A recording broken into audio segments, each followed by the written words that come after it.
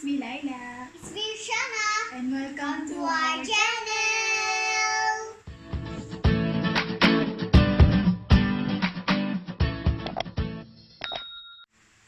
Tara! Buddha Jayanti. Okay guys, so tomorrow guys is Vesak Poya Celebration or Festival. It's also known as Buddha Day or Buddha Birthday. So during the Vesak Celebration or Festival, you can see colorful lantern or Vesak Kuudu are hung along the street and in front of home. So today we will make one. We make this earlier. Charing, charing, charing. Okay. New hair. Okay. You have also curly hair, no? Like that. Okay, so we have here 24 strips. It's 12 by 3. So it's 12 by 3. So it's 24 pieces. And we will fold it into half. Ayan. Oh, half. Ayan. Half. So we fold it into half. Too much pain. Ayan. So it's 24 strips. Ayan. Then we need also 4 square. Yeah, so it's 10 centimeter each side. It's 10 centimeter. Of course. Okay. And we need 8 pieces of triangle also. It's 10 centimeter each side also. So 8 pieces. Ayan. And for the bottom, I have here. So this half of A4. Yan, half of A4. It's red on the other side and white on the other side. Ayan. And we need also glue, stapler, and wool. Ayan. So, okay. So, let's start making, guys. What you do that? Break it. First, guys, we will make 4 frames from these 24 strips using stapler. Like skater. How does it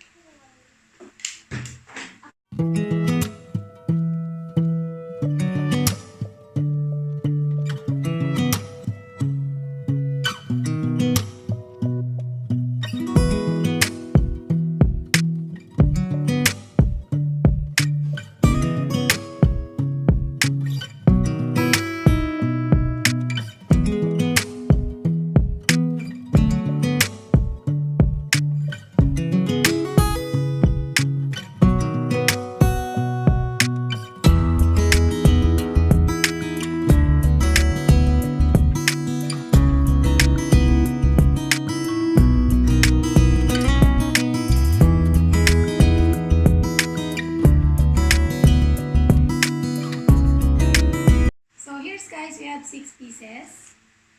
Ayan. So 1, 2, 3, 4, 5, 6. Okay, so after that, we will combine all these 6 frames to form the lantern.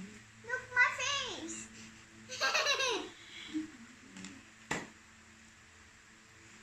So just Kumai. Okay, it's kumai.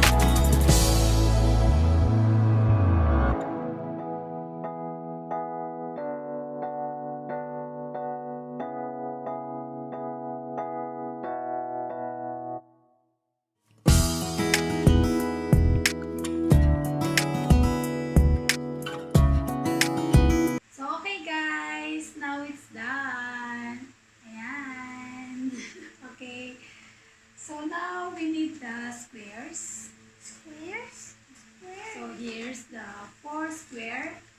Okay, so let's just paste the paper inside.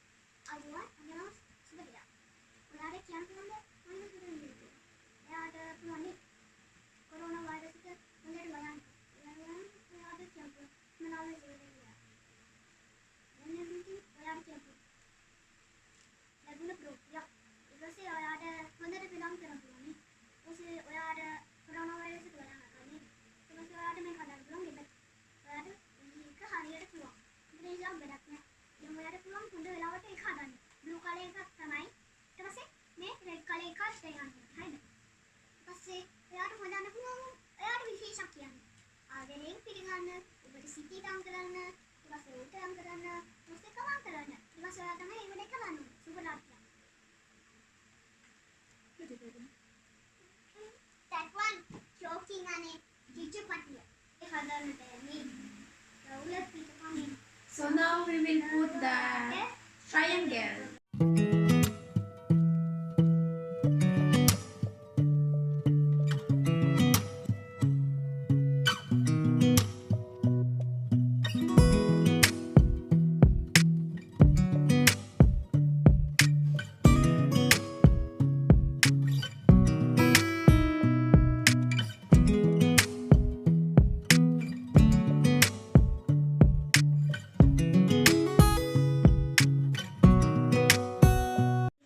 Okay, so ayan guys.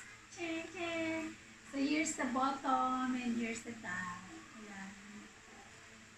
So now it's time to put the strips. Here. Okay, so let's just paper on the bottom.